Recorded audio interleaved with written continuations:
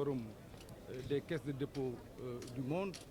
Vous savez, c'est un modèle qui a besoin d'être vulgarisé. C'est un modèle qui n'est pas très bien connu, mais c'est un modèle qui est en train d'éprouver à travers le monde. Donc nous avions besoin de nous retrouver, nous les caisses de dépôt du monde, pour mutualiser, échanger, en tout cas discuter de problématiques qui nous semblent importantes.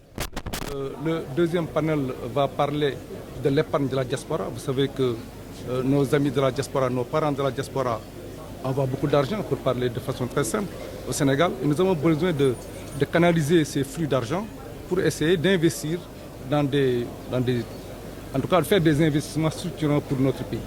Oui, nous avons beaucoup d'ambition pour ce forum. Vous savez, ce forum est encore une institution informelle. Nous avions besoin de nous retrouver, mutualiser, échanger. D'abord, dans le fond, parce que nous avons des stratégies que nous mettons en place au niveau des différentes caisses, en termes de collecte et d'investissement. Nous allons parler de beaucoup de choses, des modèles prudentiels, etc. Mais dans la forme, nous avions besoin de nous retrouver pour voir comment essayer de faire la mue de notre forum, que j'appelle un peu forum informel, pour en faire une association. Et là, je pense que mes collègues y reviendront. Au niveau d'abord communautaire en Afrique, pour ce qui nous concerne particulièrement, nous allons essayer de nous retrouver, d'échanger avec les gouvernants pour essayer d'asseoir quelque chose de concret. Maintenant, au niveau mondial, vous savez, nous bénéficions de l'expérience d'un pays comme la France qui a démontré la résilience de ce modèle. Donc nous avons besoin de ces gens-là pour quand même mieux apprendre et en tout cas développer nos caisses de dépôt. Oui, comme je l'ai dit tantôt, le modèle de caisse de dépôt n'est pas très bien connu. Moi-même qui vous parle, qui vient des impôts, je ne connaissais pas très bien ce modèle. Mais c'est un modèle porteur, important dans le dispositif et dans le développement de ce pays-là. Est-ce que saviez-vous que l'Air Sénégal appartient exclusivement à la caisse de dépôt et de consignation? C'est important de le savoir. Est-ce que vous saviez que la caisse de dépôt contribue pour 9,4% au capital de la Sénélec? C'est important. Est-ce que vous saviez que c'est la caisse de dépôt qui a quasiment financé, en tout cas en contribuant dans le capital du fonds d'investissement qui a investi à Bohol pour l'énergie photovoltaïque? C'est important de le savoir. Donc nous contribuons pour beaucoup dans le développement de ces pays et nous avons l'ambition d'être le premier investisseur institutionnel. Oui, de toutes les façons, les caisses de dépôt, comme toutes les institutions qui travaillent, qui accompagnent les pouvoirs publics dans le développement des pays, sont là pour essayer de collecter tous ces flux, sont là pour essayer de canaliser ces flux et essayer de les mettre dans un circuit qui permette le développement, qui permette aux citoyens de s'épanouir. Donc il est évident que s'il y a des fuites de capitaux, la réflexion va porter sur cela et nous allons essayer de les récupérer. Alors je dirais que le modèle des caisses de dépôt et consignation est un peu méconnu dans notre environnement de l'Union économique et monétaire ouest-africaine. Dans les mois, on connaît surtout les banques ordinaires. Si vous parlez des banques ordinaires, les gens le connaissent. Vous parlez de la Société Générale de Banque, vous parlez de la B6, on connaît. Mais si vous parlez des caisses de dépôt, les gens ne savent pas très bien de quoi il s'agit.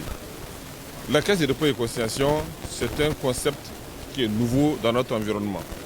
C'est un concept qui a fait ses preuves dans d'autres pays, notamment en France. Par exemple, la caisse de dépôt et consignation en France existe depuis 200 ans. Elle a été créée en 1816. Alors, l'idée, c'est que nous avons pensé que le modèle des caisses de dépôt et consignation peut être un instrument de financement du développement de nos économies. Tous les pays de l'Union économique et monétaire ouest-africaine, nous pensons que le modèle des caisses de dépôt peut être un instrument supplémentaire pour financer le développement. Pourquoi? Parce que la caisse de dépôt, le modèle, repose d'abord sur la canalisation, la mobilisation de l'épargne populaire, la canalisation, la mobilisation de l'épargne à long terme, de manière à pouvoir utiliser ces ressources à long terme pour financer des missions d'intérêt général. Ce que j'appelle des missions d'intérêt général, ça consiste par exemple à financer les collectivités territoriales, construire par exemple un abattoir dans une commune, construire une gare routière dans une commune, dans une région, construire une université, construire un centre de santé. Tout ça, ça fait partie des missions de la Caisse de dépôt et consignation à partir de la centralisation et de la transformation des ressources de l'épargne populaire. Donc, à partir de là, Et la Caisse de dépôt et consignation apporte également une contribution en matière de financement de logement social. Parce que les caisses de dépôt et consignation disposent de ressources à long terme qu'elles peuvent transformer pour pouvoir donc financer le logement social, les investissements dans les collectivités territoriales, mais également les petites et moyennes entreprises. J'ai entendu tout à l'heure mon collègue et frère, le directeur général de la Caisse de dépôt et consignation du Sénégal, dire que la Caisse de dépôt et consignation du Sénégal a contribué puissamment à la création d'entreprises qui font la fierté du Sénégal aujourd'hui, qui font la fierté de l'Afrique, comme Air Sénégal, et puis il y en a d'autres. Donc c'est pour dire que le modèle de la Caisse de dépôt et consignation est un modèle qui a de l'avenir. Parce que ce sont des instruments de financement du développement de nos pays. Ce ne sont pas des banques classiques dont la vocation est de chercher du profit. Ce ne sont pas des banques classiques dont la vocation consiste à rentabiliser le capital et à distribuer des dividendes à des actionnaires. Non. Ce sont des investissements publics qui viennent en appui aux politiques publiques. Les politiques publiques, c'est la politique du numérique, c'est la politique donc du financement des collectivités territoriales, c'est le logement social, c'est les politiques de santé, etc., etc. C'est un modèle tout à fait nouveau. C'est pourquoi nous, État de l'Union économique et monétaire ouest-africaine, nous pensons qu'il est bon que nous puissions bénéficier de l'expérience de ceux qui nous ont devancés en la matière. Vous savez, ça existe en France, ça existe en Italie, ça existe au Portugal, au Canada. Donc, au sein du Forum mondial des caisses de dépôt et consignation, nous coopérons. Nous coopérons sur divers domaines pour pouvoir bénéficier de l'expérience qu'eux ils ont eue, notamment sur des questions techniques et également sur des questions politiques, pour concevoir des politiques au bénéfice de nos pays. Pour ne pas que nous aussi on commette des erreurs alors qu'eux ils ont déjà une expérience en la matière.